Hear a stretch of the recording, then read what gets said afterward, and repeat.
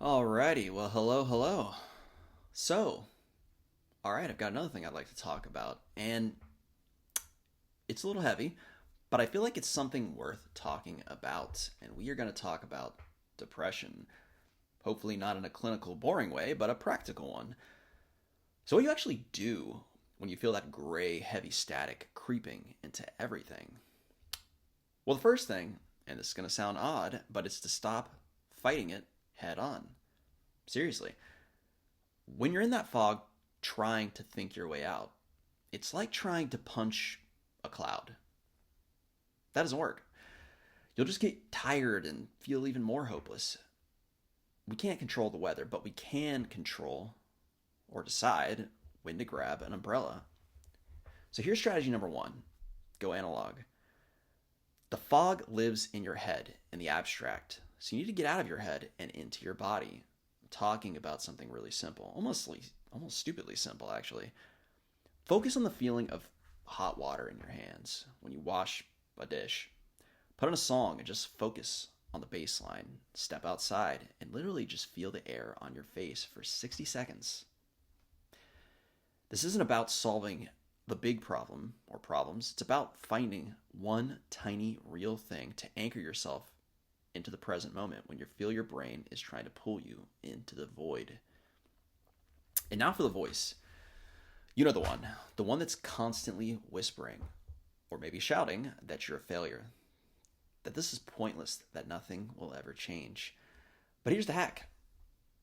The voice is not you. Think of your brain like the computer you're on right now. And that voice is just like a computer virus with pop-up ads from hell. Your job isn't to believe it. Your job is to recognize it. That's what we should do anyway. But so when it says you're worthless, I want you to manually tag or label it. Oh, that's just that computer virus, the malware talking again. You don't have to argue with it or react necessarily, at least in the ways we typically would. Just see it for what it is.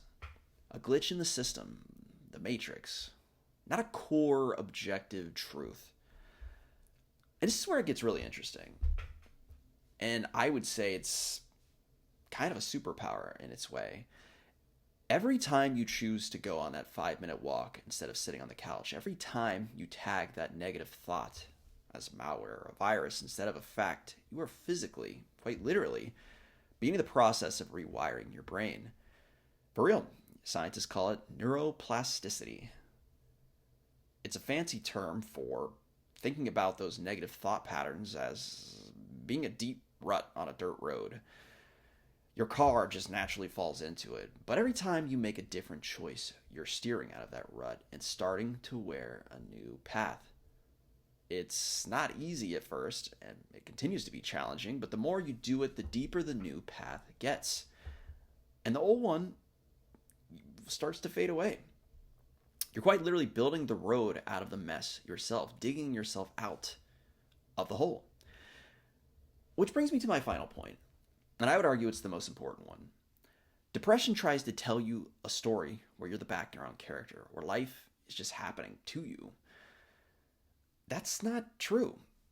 You can be the protagonist.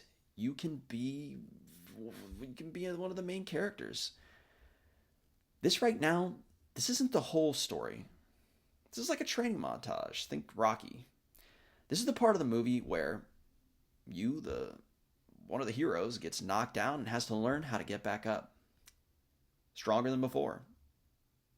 You have the power to decide what this chapter of your life means. It can be the story of how you were broken, or it can be the story of how you learned to fight. You get to decide. And so, to recap, let's anchor ourselves in the physical world. Let's debug that malware, viral voice in our heads.